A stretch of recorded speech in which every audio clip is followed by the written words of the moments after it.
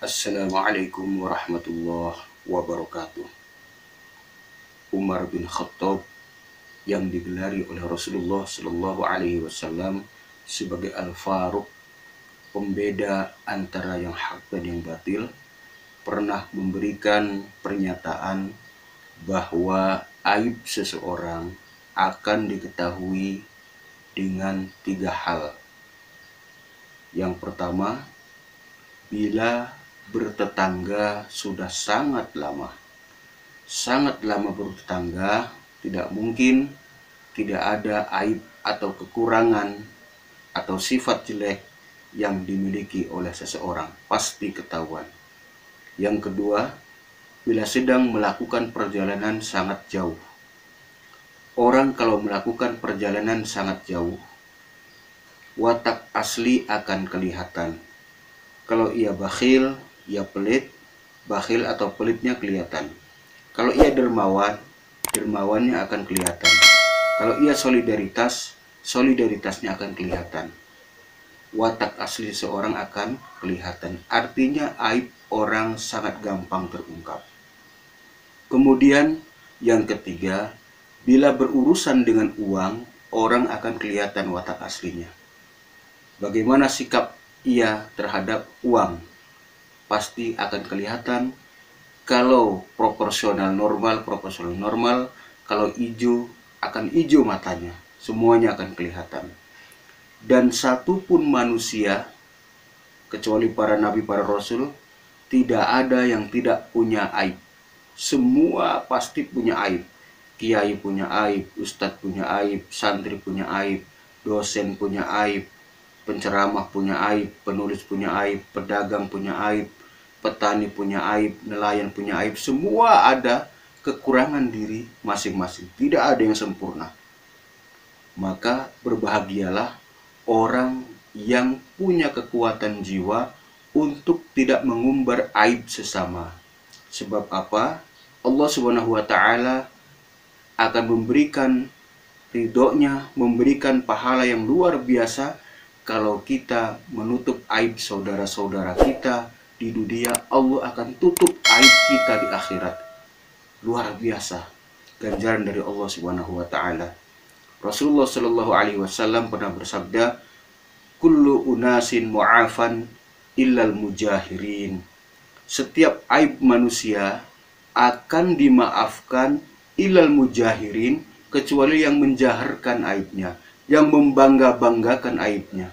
Sudah salah, sudah nipu, sudah memanipulasi, malah dia bangga dengan dosa-dosanya. Inilah yang tidak diampuni oleh Allah Subhanahu wa Ta'ala. Sudah punya aib, mari kita tutup, baik aib diri sendiri maupun aib orang lain. Dr. Akrim Ridho, seorang penulis, pengajar, motivator di Mesir, pernah bercerita, ada seorang ulama di sana di Mesir, ia ahli retorika, ia ahli tafsir, ia ahli fikih, ia ahli akhlak, ia ahli bahasa Arab, ia ahli usul fikih, ahli fikih dan lain sebagainya. Dan setiap kali ia menggelar pengajian, ribuan orang datang. Apa yang pertama beliau ucapkan dalam doanya? Ulama ini kemudian mengatakan, ya Allah, kalau engkau nanti menakdirkan aku mampir di neraka, maka tutuplah informasi bahwa saya pernah mampir di neraka. Apa yang membuat beliau berdoa seperti ini? Terbetiklah sebuah pemikiran bahwa sehebat apapun ilmu seseorang, sedalam, seluas apapun ilmu seseorang, dalam ceramah, dalam memberikan nasihat, kalau kemudian diketahui aibnya, orang tidak akan mendengarkan. Orang-orang lebih sibuk melihat aib sang penceramah. Orang-orang sibuk melihat aib ustadz. Orang-orang sibuk memikirkan aib dosennya. Orang-orang sibuk memikirkan aib pembicaranya. Kalau aibnya ketahuan, maka sang ulama ini berdoa di awal-awal pengajiannya, ya Allah, tutuplah aib-aibku. Kalau aibku terbuka, maka firman-firman Allah Subhanahu wa Ta'ala yang kubacakan tidak akan didengar. sabda-sabda suci dari Rasulullah Muhammad Shallallahu Alaihi Wasallam juga tidak didengarkan oleh masyarakat. Maka tutuplah aibku ya Allah. Ini aib. Kalau menurut Imam Ali, Sayyidina Ali karamallahu wajhah, pesannya beliau kepada kita, unzur maqala wala tanzur maqala. Lihatlah apa yang dibicarakan, jangan lihat siapa pembicaranya. Lihatlah kualitas pembicaraan, bukan lihat siapa yang berbicara. Kalau orang zaman dulu, orang di kampung, sesuatu yang baik, walaupun itu lahir keluar dari pantat ayam, ambillah. Telur, ambil. Walaupun itu keluar dari mulut manusia, kalau tidak baik, jangan diambil. Ludah keluar dari mulut manusia, jangan diambil karena itu tidak baik.